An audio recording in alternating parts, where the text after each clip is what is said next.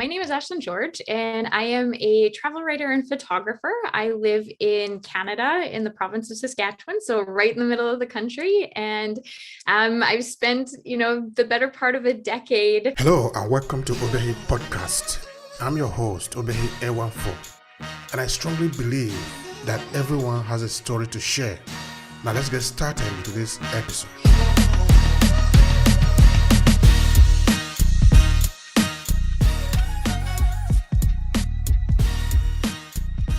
Traveling for pleasure and then turning it into a career where now I do get paid to travel and create content from it. So I've got a pretty fortunate job because it can be quite cool some days.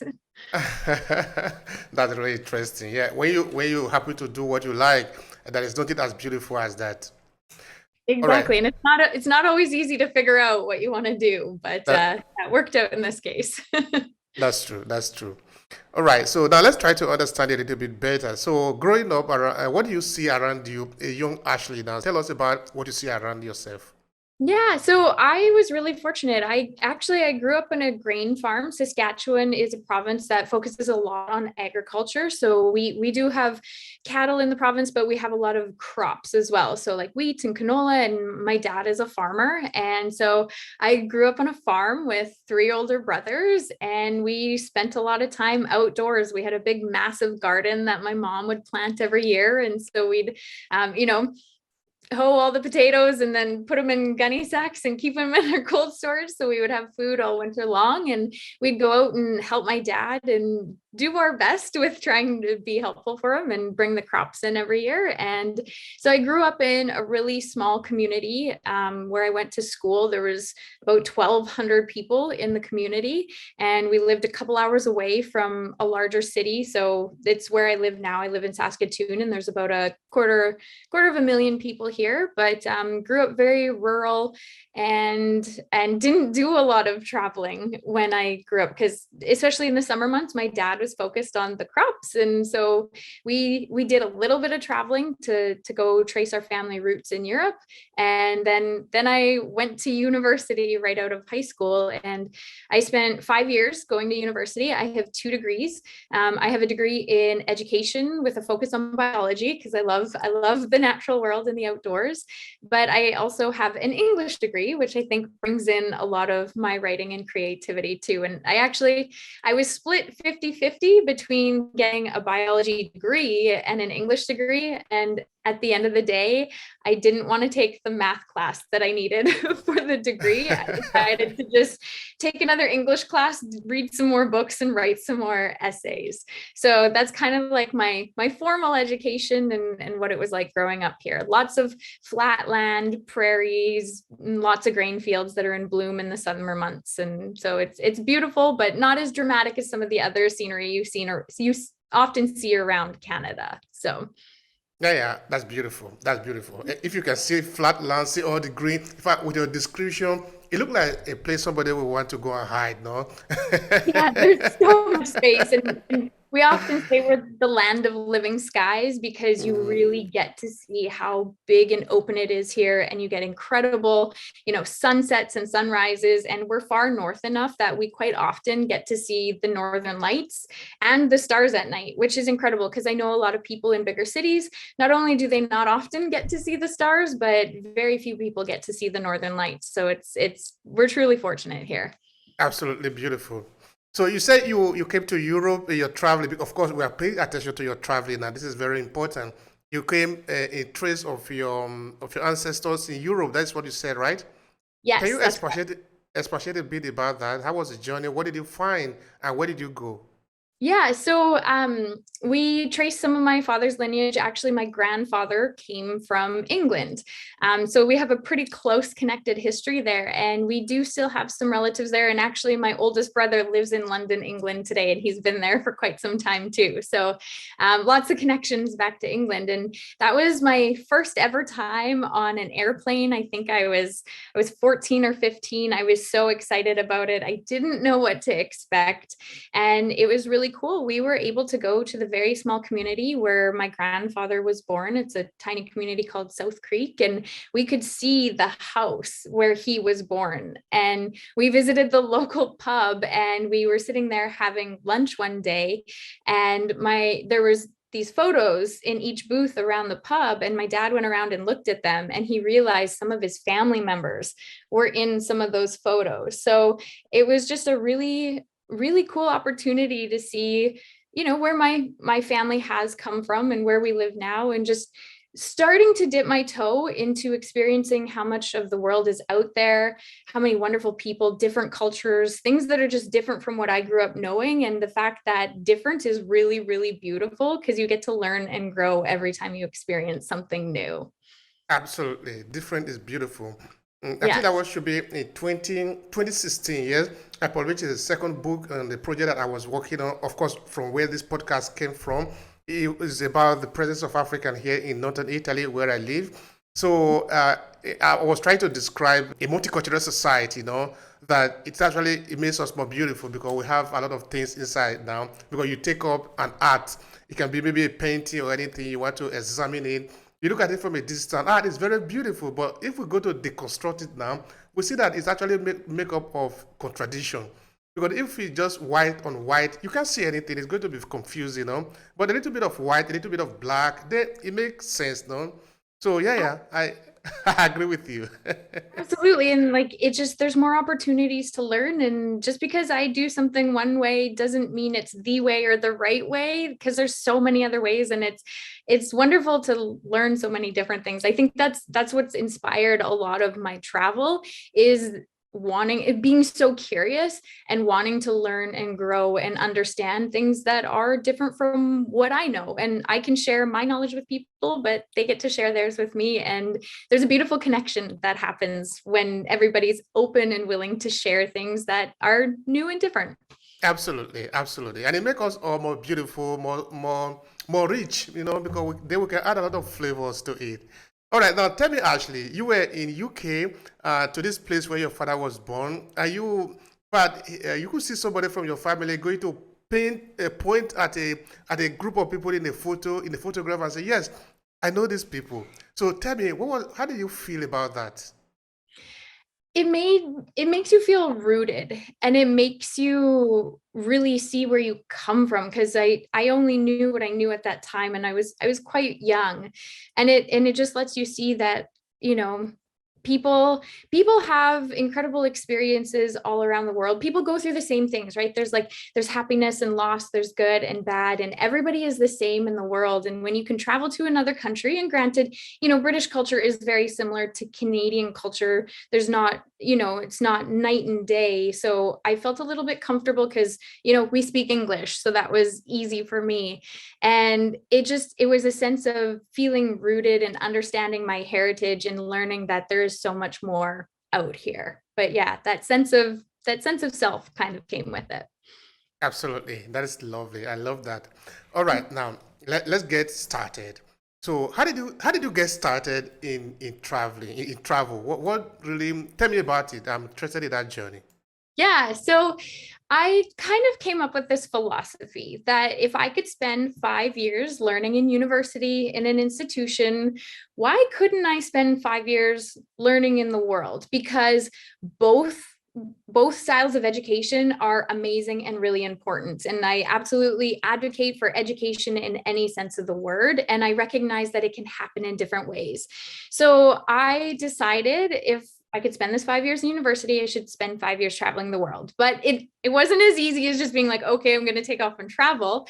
I was $40,000 in debt with student loans from going to college, and I had to figure out how I was going to work and save money to travel. Now, I am very fortunate and privileged. My Canadian passport does give me access to a lot of countries. You don't have to always, sometimes you have to pay for visas, but I think we can access 170 countries with our passport. So there's a lot of privilege that comes with that too. But I designed a 5-year travel plan. I would travel for 6 months of the year, and then I would come back to Canada and I would work for 6 months and budget every penny I could, try not to, spend any money anywhere else just so I could go traveling again.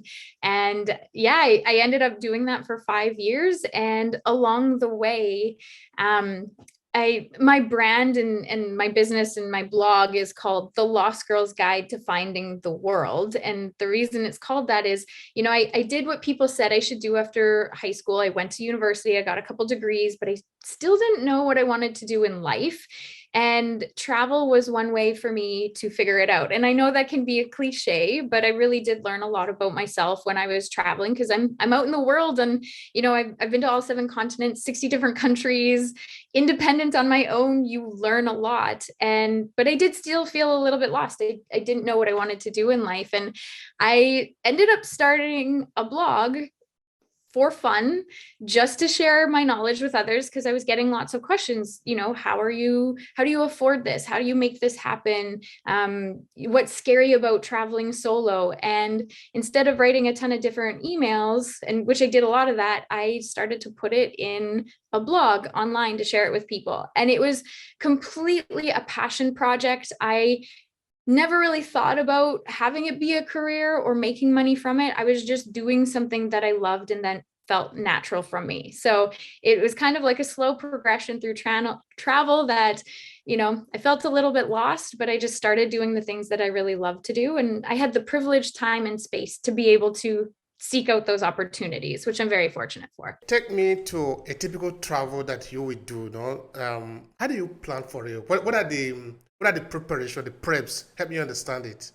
Yeah, so every day is a little bit different with me, and that's kind of why it's hard to understand what I do. So just kind of explaining my business a bit, I kind of have 4 pillars to my business. So I have my blog and my social media channels where I'm able to share content and people come to follow along and read. And as a byproduct of that, I've become what's kind of considered like an influencer in certain areas.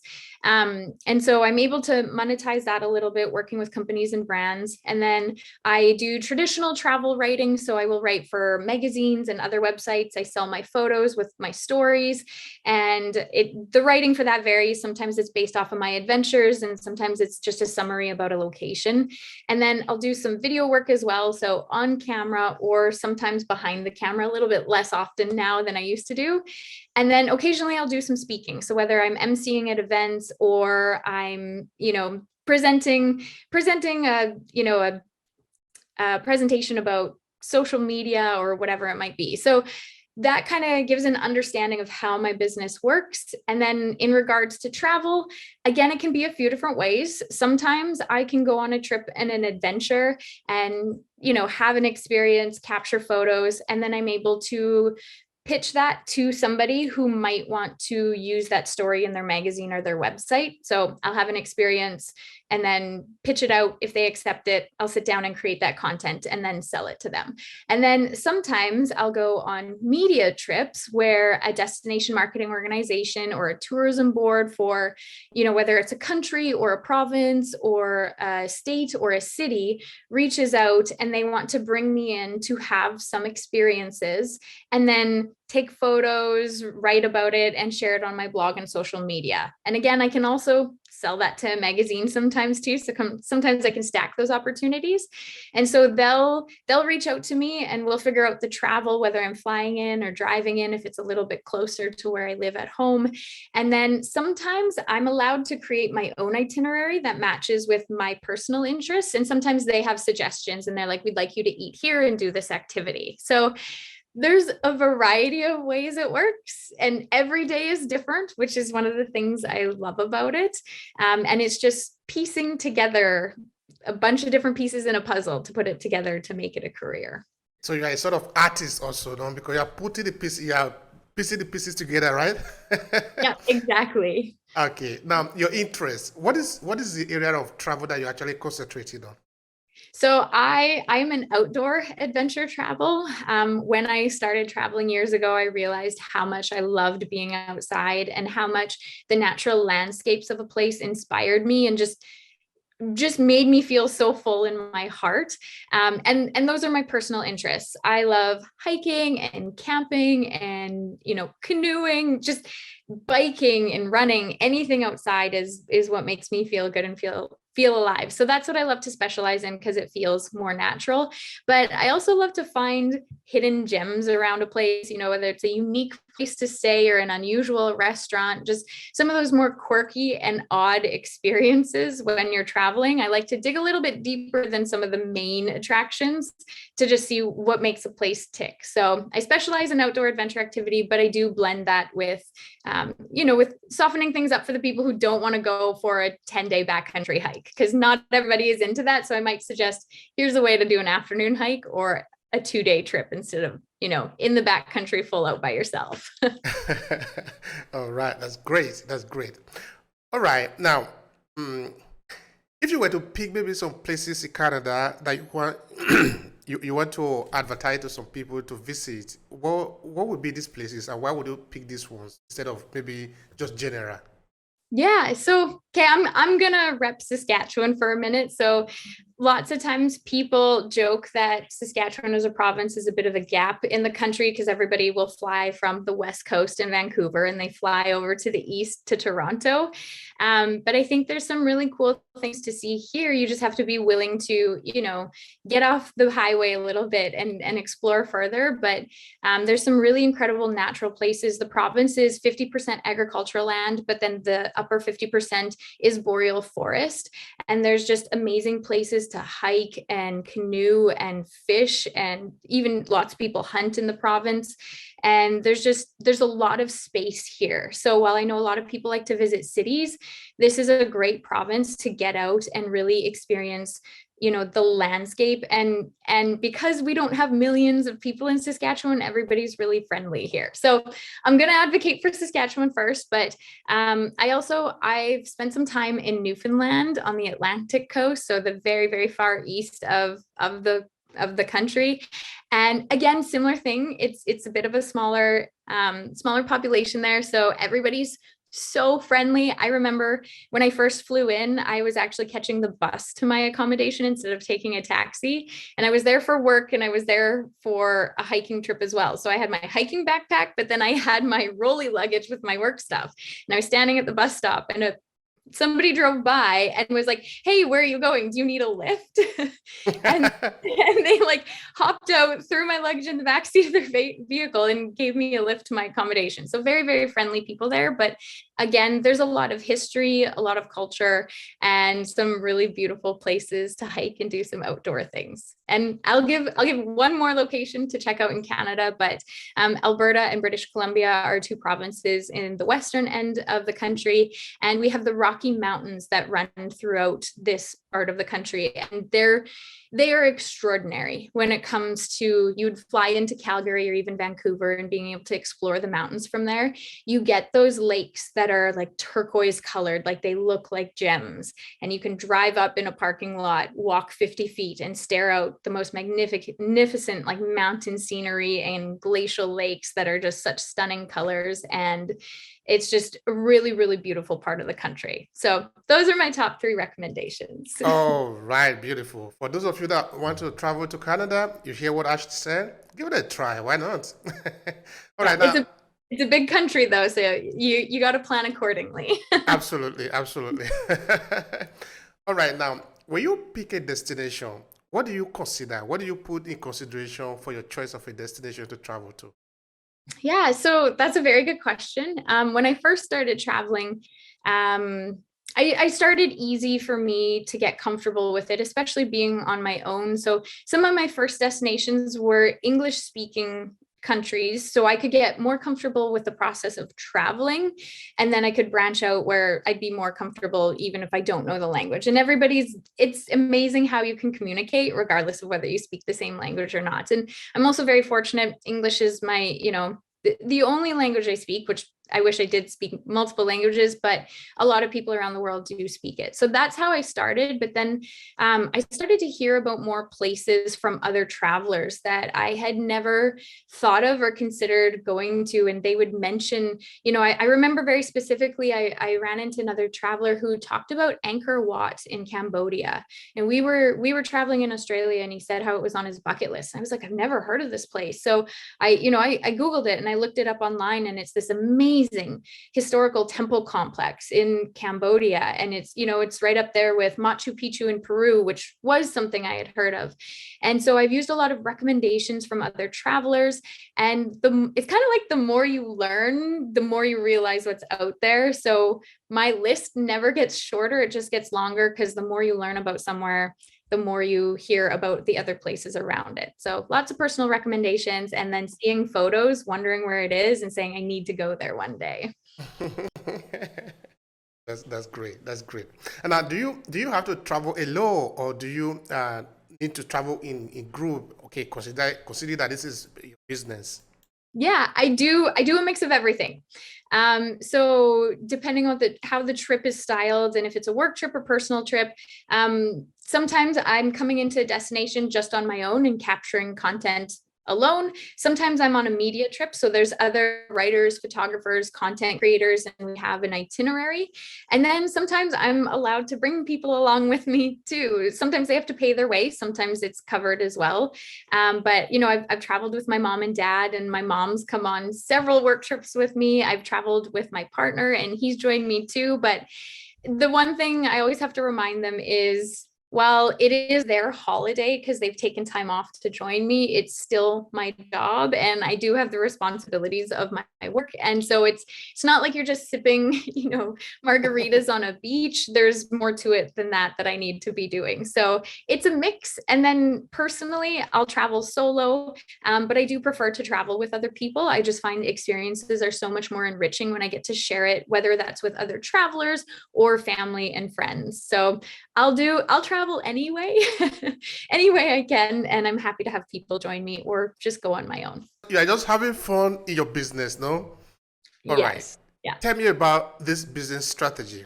How do you structure a travel business? Because, of course, in this podcast, we have a lot of people that are starting out in business, and we tend to advise them that there are a lot of business opportunity in anything you can think of, also in travel, So, to this individual who want to start up a business, what do you want to see? How do you structure a business strategy around travel? Yeah, so I have to admit, I've never actually sat down and written a business plan. Things just kind of happened naturally for me, and I pursued them. One thing, especially in the travel industry, one thing that works really well is having a very specific niche. And that's how you can grow an audience and followers and readers and authority in your knowledge. And so I do specialize in Saskatchewan and Western Canada, even though I have traveled and worked outside of the country and the continent. Being able to have a very specific focus and being an expert in that area will give you that authority, and then you can build upon it and grow out from it. But I also tell people too, like, you have to be willing to put yourself out there, network, learn a lot. I am constantly learning. Even though I might know a lot about something or a lot about Saskatchewan, there's always more to be learning, and recognizing that and doing that consistent work. But a lot of it has come through focusing on a niche, becoming an expert in it, and reaching out and networking with other people and seeing how you can help them and how they can help you as well. Because when I think of what I do, I think of how am I answering a question or solving a problem for people? So what stories need to be shared? How can I make this experience get shared to somebody else who can or cannot travel there too? Because sometimes there's armchair travelers. And how can I give them the information to figure out how they can do it too? How can you travel here and do it in a way that works for you? So those are the things I think about when I'm creating content, is how it's helping other people. And I think kind of doing those three things can help you run and get a business off off the ground. That being said, it's, there's a lot of planning and strategy and structure around it, making sure you have enough money to finance it, especially in the times that are a lot slower. And when you don't know what your guaranteed income is, just making sure you can float yourself until times do get better and pick up. Is it really possible to make a full-time living doing travel business? I mean, what are the potentiality of travel industry? Yes, it is so lucrative. The sky is the limit. I do know some people who do this just, as a part-time position. The thing with travel though, is it can't always happen on weekends. So if you do have a full-time job and you might be working Monday to Friday, you might be limited to only being able to do things on weekends. So when you take it full-time, you give yourself that flexibility. But I know some of the high-end travel writers and content creators, they're making like 7 figures throughout the year, depending how they're monetizing it. I've been able to make over 6 figures with my business. It fluctuates every year, but it's been consistent the last couple of years. So it is very lucrative. There are lots of opportunities. And it's also being able to take the time to say yes to the opportunities that push you forward and serve you, but also knowing when to say no to the opportunities that aren't going to get you where you want to go as well too. So, but yeah, it can be a very lucrative business. Thank you for that. Now, travel, I'm looking at it now from somebody who go around, and then I'm looking at it also from somebody who go around to collect material. Like, for example, you go there, you take pictures, but in your case now, you take picture, and you also write. Is it possible to do only one, or is it necessary that you will combine all the different aspects of the travel together?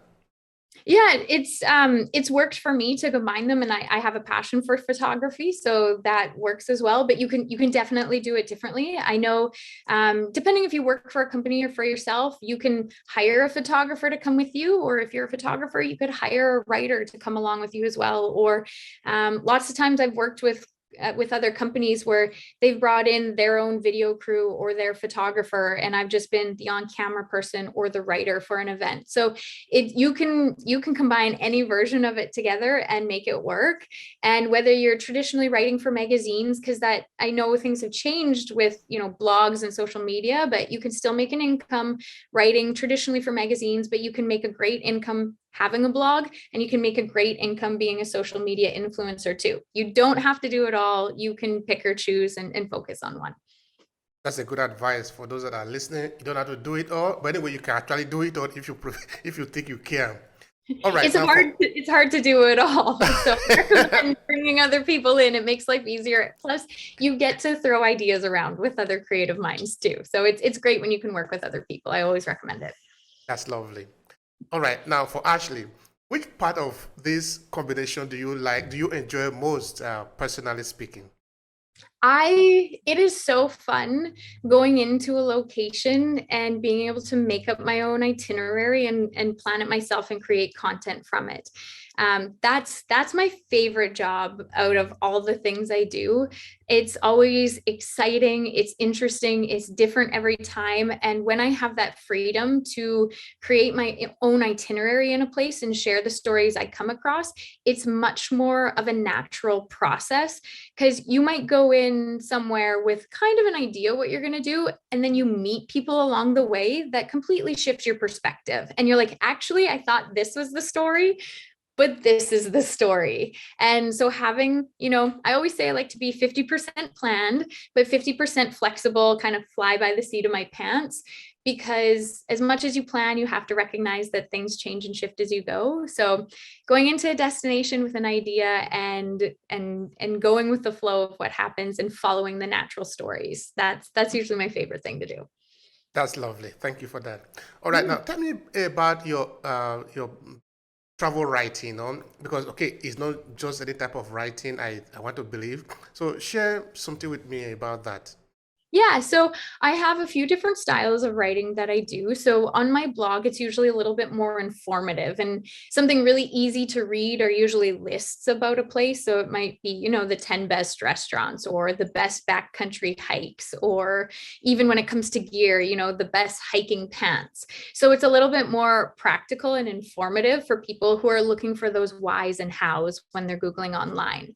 But when I get to write for magazines or sometimes other other blogs, I get to tell a story. Sometimes it's my story, sometimes it's other people's stories. So I'll interview them and create the story. But one of my favorites is just to write stories about my adventures. So, if I was like paddleboarding a river and exploring a community, I get to share that with others. And so for people who might not ever be able to go to those destinations, hopefully they can read my words and get a sense of the place and the adventure and see it through my eyes a little bit. And then hopefully I do justice to that place and the people that I came across, and share bits of their story in that as well, in a way that's true, because you always have your own writer's bias. So I do a variety of different writing, but my favorite is just being able to share stories of my experiences.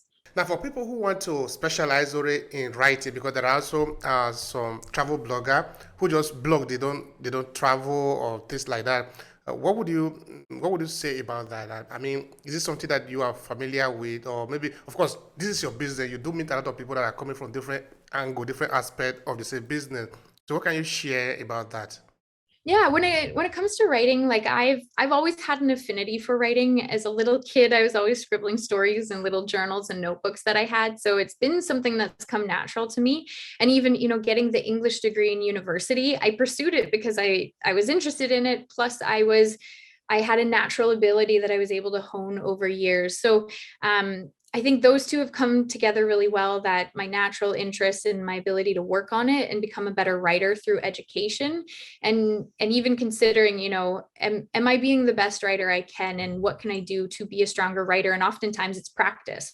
The more you write, the better of a writer you become. So I recommend, if this is something that interests you, sit down and just start writing, start practicing, but don't be scared to reach out to, ask for feedback from people, get their opinion on it, educate yourself, take courses, whether they're university courses or, courses that you can find online. And at the end of the day, we live in this incredible world where if you want to do something, there's a lot of great opportunities to take advantage to learn how to do it. In the age of YouTube University and Googling things, you can learn a lot that way and use that as a starting point to further yourself. So as long as you have a passion and an interest for it, I think anybody can do it if they really want to.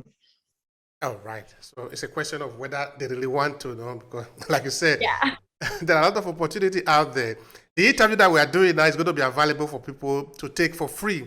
If people could just travel to Canada to meet you, I don't think many people will be able to afford that, because it's going to be expensive. There is time, there is a lot of logistics around it.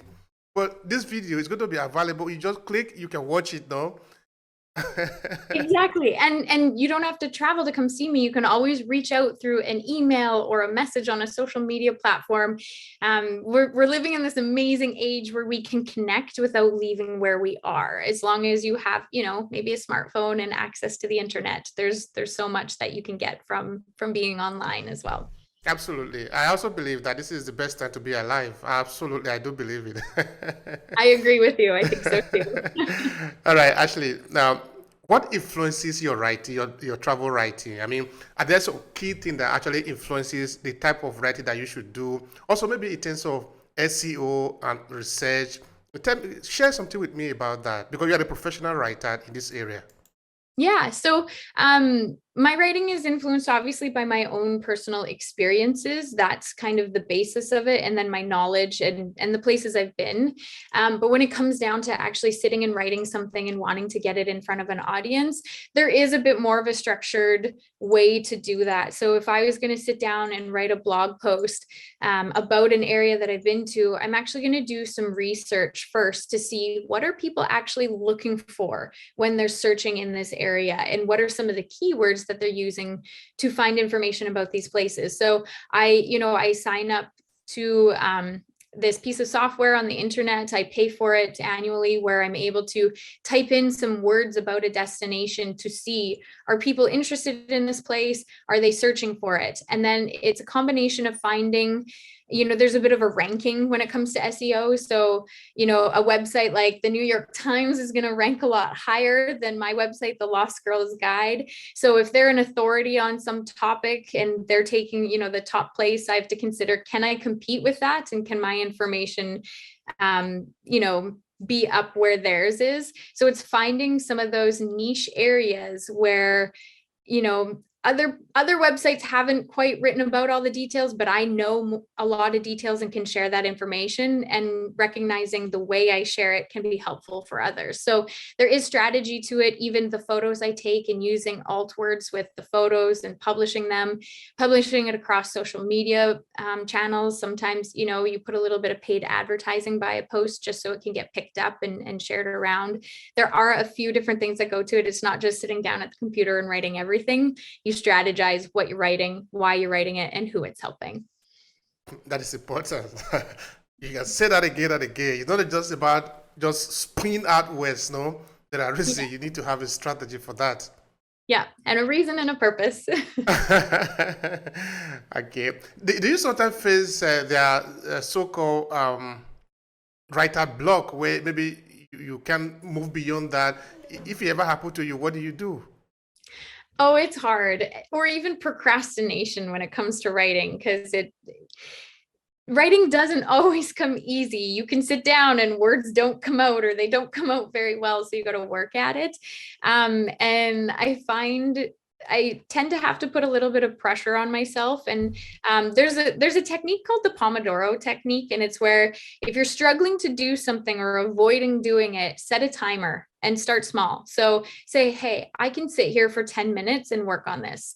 And so I'll put a timer on my phone to sit down and try and get something out. And usually there's not too much pressure just to say, hey, just give it 10 minutes, right? To have to sit down for a whole day and write, that can be hard, but you're like, I can do this for 10 minutes.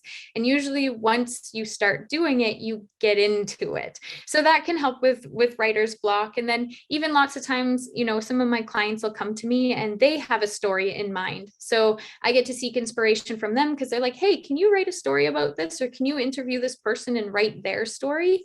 So that's helped it too. And then, you know what, sometimes I just gotta like push my chair back from my desk and head out for a walk and a run and clear my mind and give myself some space too, because you can't always sit down and create magic. And I also realize I work really well late at night, and my creativity starts to kick in at around like 11 p.m. midnight. And sometimes I end up writing till 5 or 6 in the morning because it's a little quieter that time of night, I guess. And the process is a little more natural for me. So a few different ways to help combat writer's block. Mm-hmm. Okay. Sometimes what work for this may not necessarily work for another the same way. All Yeah, right. exactly. I hope someone is listening.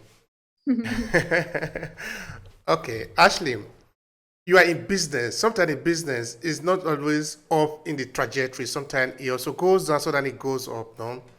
Share with me, what are some of the challenges that one face running a business that is within the travel industry? So there, particularly in the last couple of years, a lot of challenges with the pandemic and COVID and traveling being shut down and not being able to travel. That's been a major challenge recently. I've been really lucky. I've been able to look locally within Saskatchewan and the neighboring provinces in Canada and do more local travel. And there's just been a lot of uncertainty lately. And one of the biggest things that it comes down to is, where is my next paycheck coming from? Because this is a business and I need to earn money. And it's always a little bit stressful at the beginning of every year. My biggest question in my head is, where am I going to make money this year, and how much money am I going to make? And I don't know the full answer to that until the end of the year, December 31st, to be like, okay, this is how the year went. So that little bit of uncertainty and instability can be really stressful. And some years are wonderful. You know, you might have the best year of your life and just the work keeps coming. And then there's dry spells where things are a little bit quieter. And then that's where it's important to have that strategy to make sure your finances are stable, that you can float yourself for the quieter times. And then personally, with what I do, one of the challenges for me is travel used to be my biggest passion. And it was something I was pursuing because I loved doing it. And now it's a job for me. So it's changed how I approach travel. It's also hard to turn my mind off if I'm on a personal holiday and not view it from an opportunity of like, oh, but there's a story here and I could sell that story and make some money off of it. So finding the balance of my work is my life and my life is my work, but when can I take time off and have separation between those two? Because as much as I love what I do, it has become a job and work for me. So what do I still like to do in my personal time off that's not work related? So a few different things that are challenging, and I don't know if anybody ever does find perfect balance in any aspect of their life, but it's something I'm working towards. It is difficult sometimes to detach when you are actually working and when you are not. Of course, when you are doing something that you love, you do it every day, except maybe when you are sick or you are not sleep. That is how it is for me. And because my home studio is at home, I just, when I live there, I'm here. Except maybe I have some commission to make outside.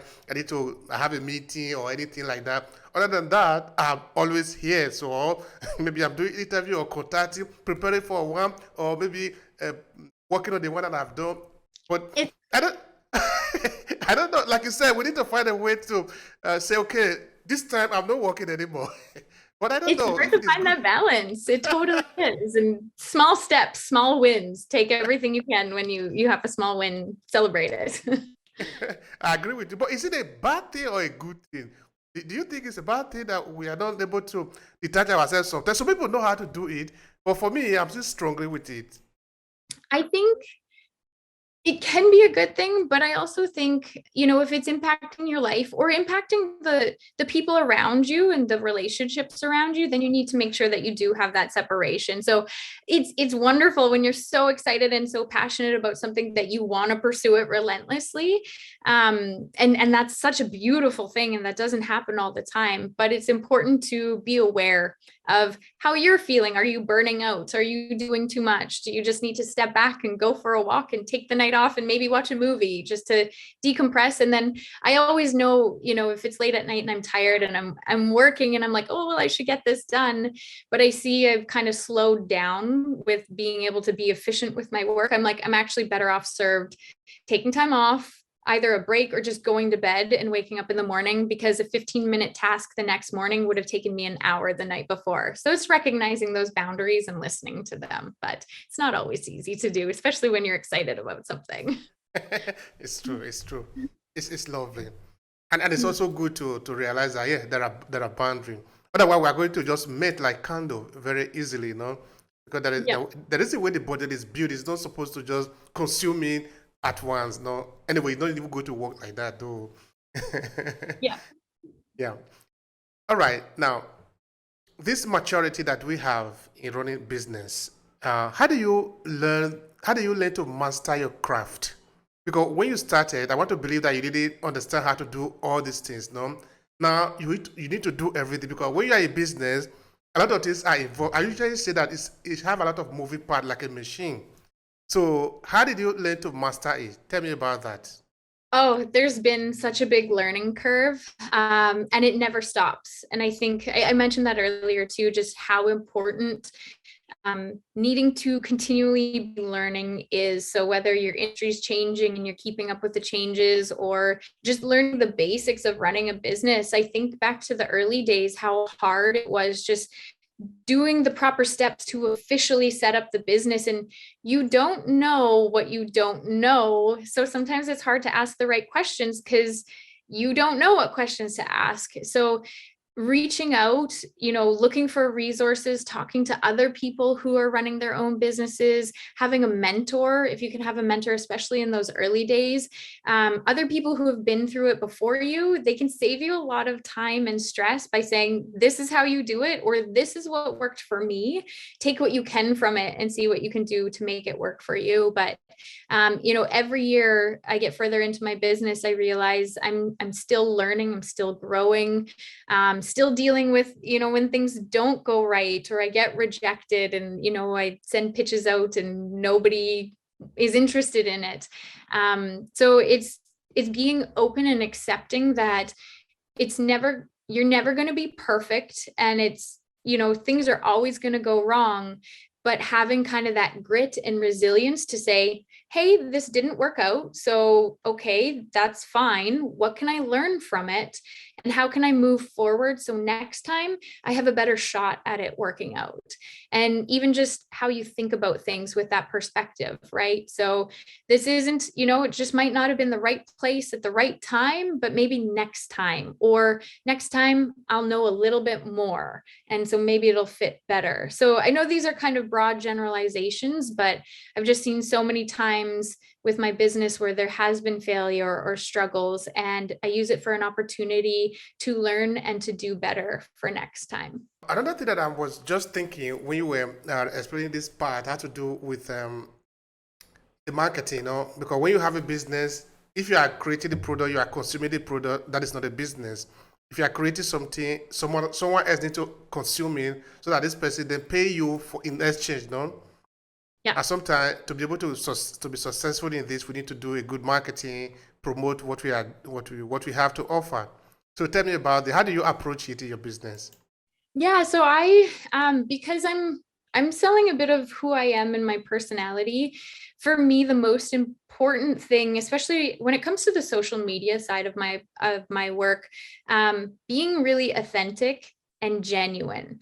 And I've learned that, if I approach it from that perspective, or a curiosity to learn and to wonder about things, and being open about that process, that's helped me market myself, because it's who I am, and people can relate and connect to me because of that.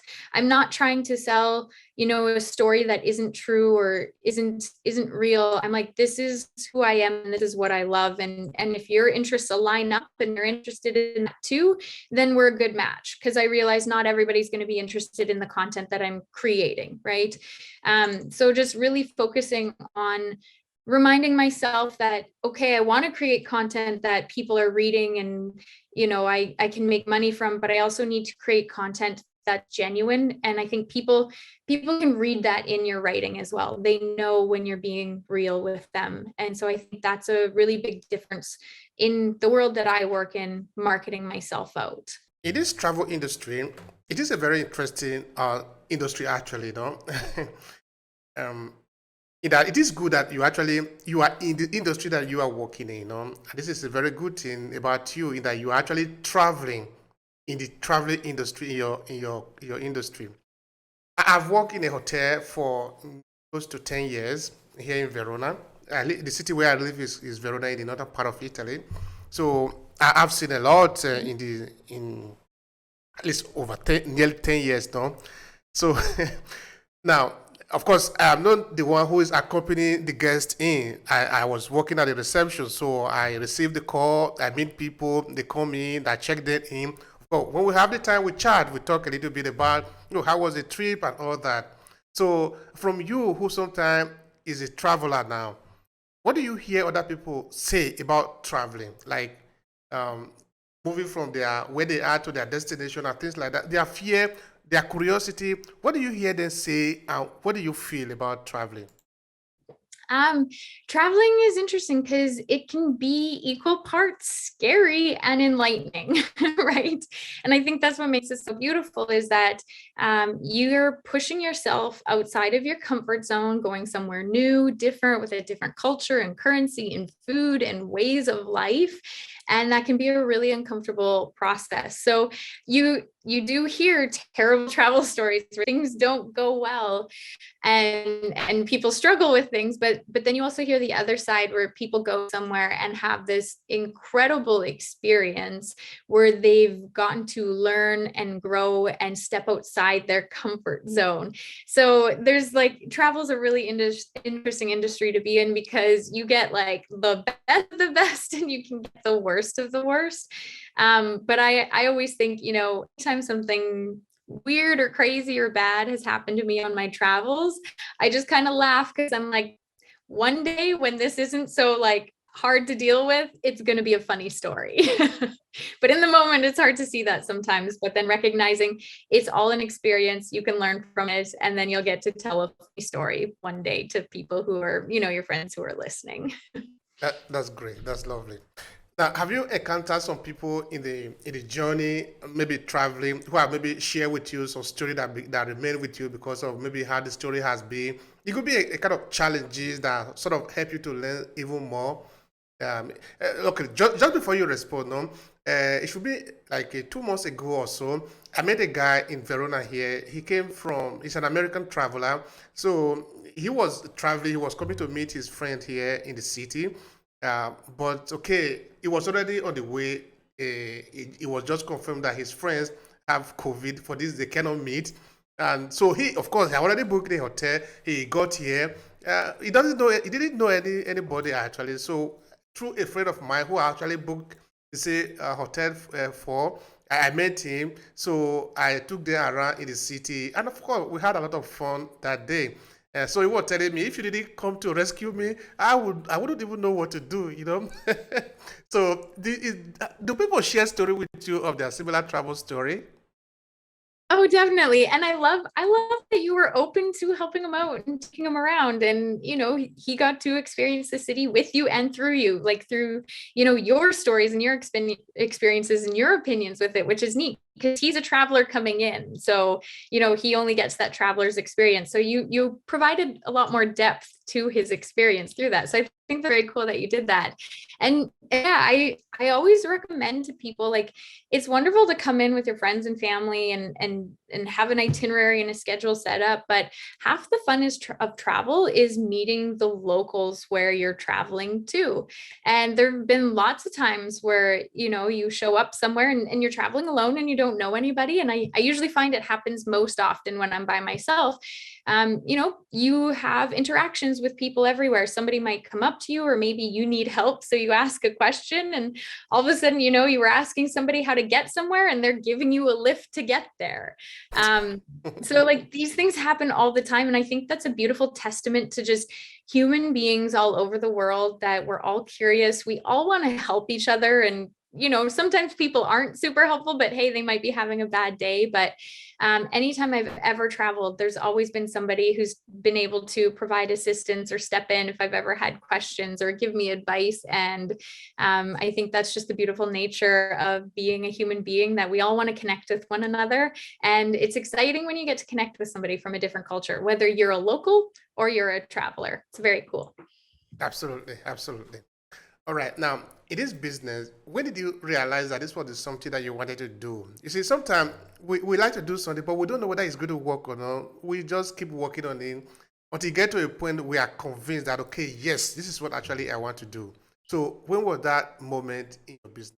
Yeah, so I was very lucky that in my fifth year of travel, when I was trying to figure out, okay, I did my 5-year travel plan. Now, what next? I have this blog, but it's just for fun. I'm not making any money of it off of it.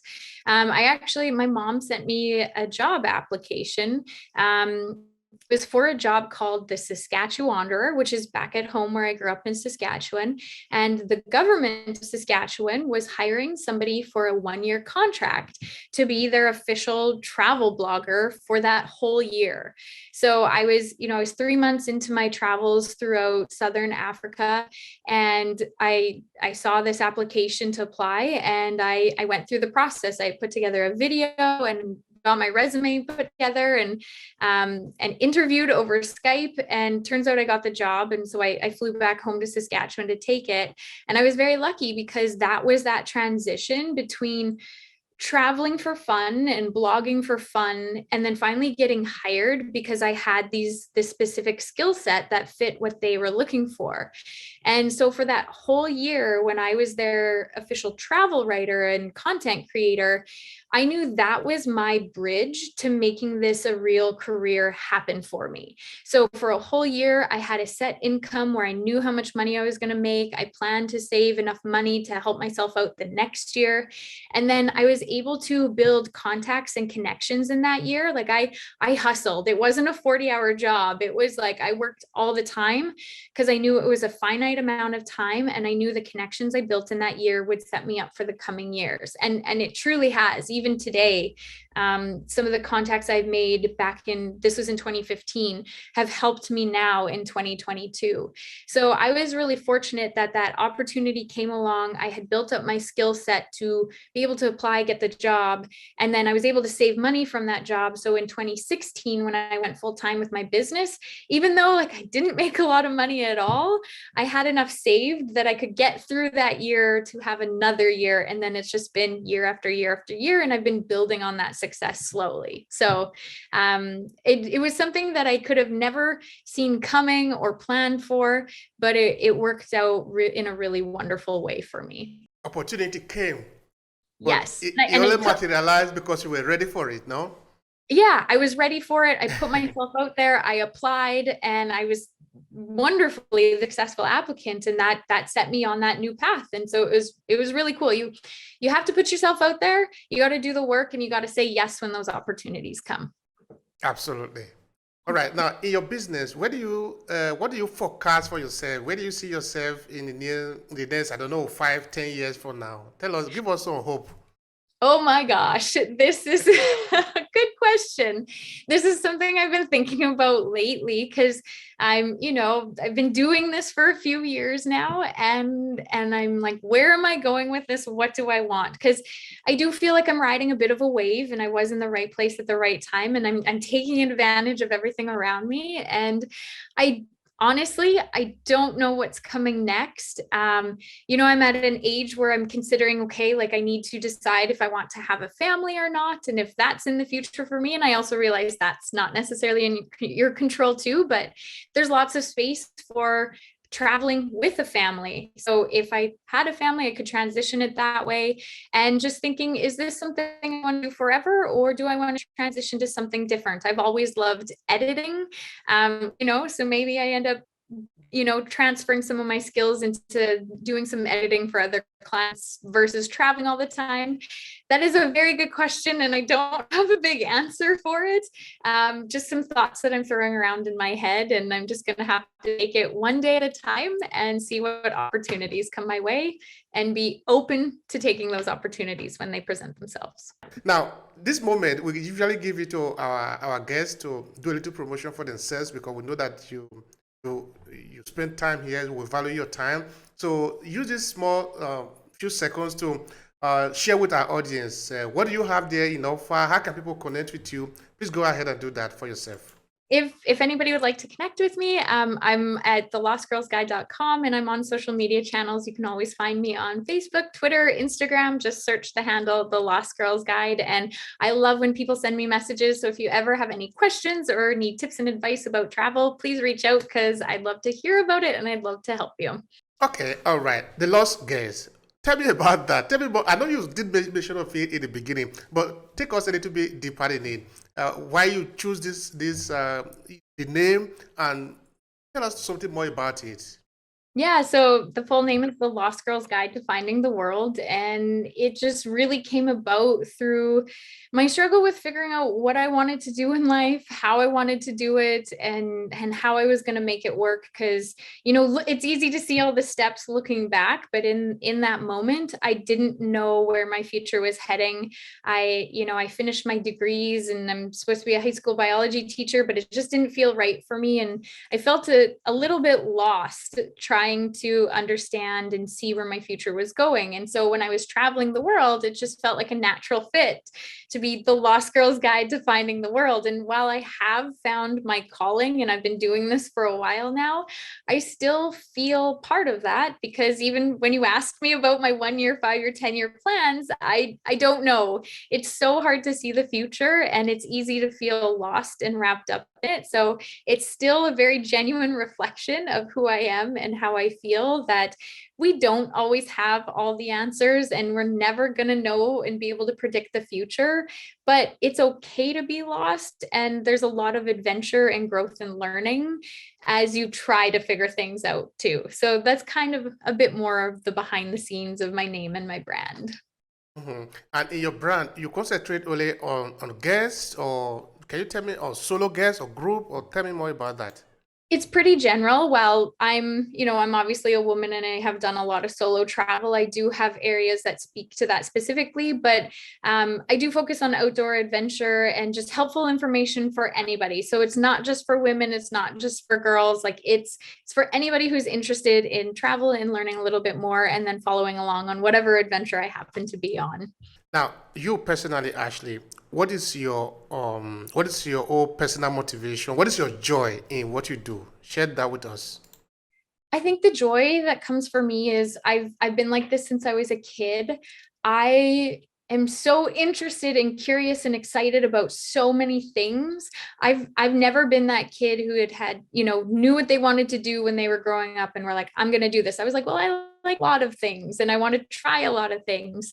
And that's fueled my desire for travel, and it's been my curiosity. And I have a bucket list that's like hundreds of items long because I just want to see and do so much. And I think we have such a short time on this planet and there's so much to see and do, and I'll never be able to do it all, but I sure love to try. And the feelings I get from, trying something new or different and exciting, it's very exciting to me. And so I think that's what fuels it, is my curiosity and like enthusiasm for just be new destinations and trying things that are different for me. I'll try everything once because why wouldn't I? You Yeah. should. You should. You should Yeah. try. And it doesn't mean it's not scary or not hard or, like that all comes into it, but it's also a feeling of accomplishment when you do something where you're like, this makes me feel a little bit uncomfortable. But when you push yourself and do it, you push your comfort zone, you expand it a little bit. Absolutely. At the end of the comfort zone, they say that is where life actually begins. Because when you are still Exactly. And inside, you are still a baby. it's so true. It's hard to push that comfort zone, but when you do, it's very, very rewarding. And even after all I've done, I still need to remind myself that, right? I get nervous and I get scared and there's anxiety there. And I always need to remind myself, say yes to new adventures and be open to it, because you'll live a very fulfilling life when you're able to say yes to those things. Yeah.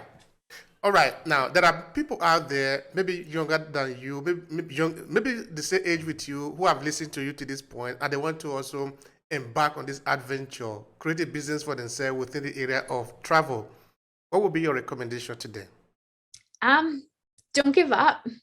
I know you probably hear that a lot, but absolutely have a plan and be prepared, but know that it's a long-term game. It's not some overnight success story. And I joke that the only reason why I'm here today is because I was just too stubborn to quit. I just refused to quit. And I'm like, I'm going to keep doing this.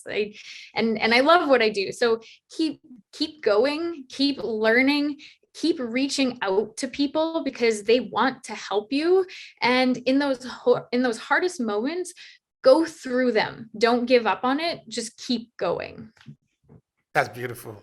Do you want to add anything to that conversation? Because this is the last thing I'm asking you now. If you have anything to add, maybe a message or anything to conclude it, please go ahead and do that.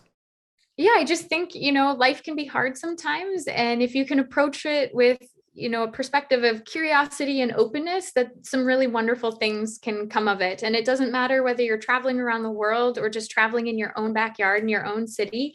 There's a lot to be learned anywhere you are. Ashley, thank you so much. It has been a pleasure on my part. Thank you so much. If you enjoyed this podcast, make sure you subscribe so you never miss any of our future episodes. Rate and review Obehi podcast and share with your friends who might need it. I remain Obehi Ewanfo. Thank you so much for listening and talk to you in the next episode.